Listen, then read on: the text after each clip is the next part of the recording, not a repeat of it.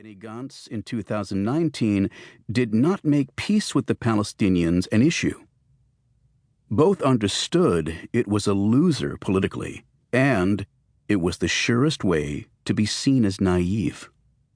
Still, Netanyahu has been the towering figure whom all other politicians reacted to and were measured against, and he very much set the tone and direction. Even should he win the second election of 2019 and cobble together a new government, he will be more dependent on the right wing. If his legal difficulties produce his resignation, that government would likely act on his call to begin annexations in the West Bank. Even if initially limited to areas that are not controversial in Israel, that will establish a precedent and make it politically harder to stop the drift toward one state for two peoples.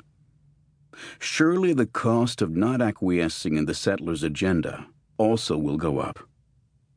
As such, his successors will face the reality that drift toward an Arab-Jewish state is accelerating, even as it becomes more costly to try to blunt that drift. What compounds this reality is that the prospects for peace are so poor. The legacy of peacemaking over the last 20 years has produced ever-deepening gaps psychologically and substantively between the Israelis and Palestinians. That legacy has also led to profound disbelief on both sides about the prospects of ever reaching an agreement.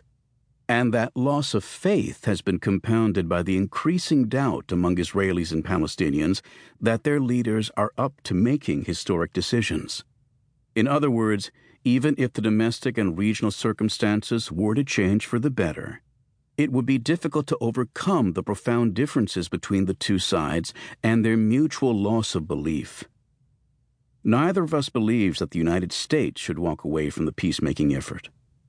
Nature abhors a vacuum, and in the Middle East, history shows that the worst forces will always fill any diplomatic void.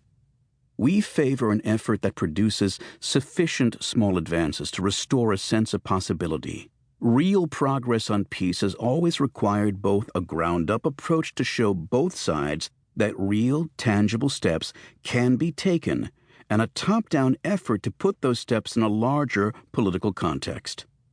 The ground-up and top-down strategies also fit the mindsets of both sides.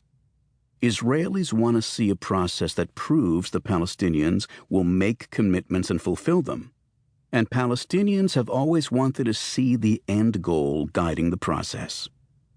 From this perspective, shooting for the ultimate deal stands little chance if the context on the ground and between the parties does not change. At the time of this writing, Donald Trump's peace plan has not yet been presented, precisely because the context is not right. Even if the plan is presented, it is not now designed to be the ultimate deal, but rather a plan for having the two sides negotiate such a deal. Having committed so much of our lives to Arab-Israeli-Palestinian peace, we would like to see that happen. Sadly, even the resumption of a negotiating process at this point appears unlikely. Precisely because the prospects of an ultimate deal are low, we believe that Israel, for the sake of its future, cannot sit back and do nothing. A policy of inaction will produce an outcome. Regrettably, it will be a binational Arab-Jewish state. A binational state is neither feasible nor a promising solution. Israelis will not renounce their state as the homeland of the Jewish people, and the Palestinians will not give up on having a state of their own. The Middle East is not post-nationalistic, and the track record in this region of forcing divergent ethnic or sectarian entities into unitary states tends to produce endless bloodshed.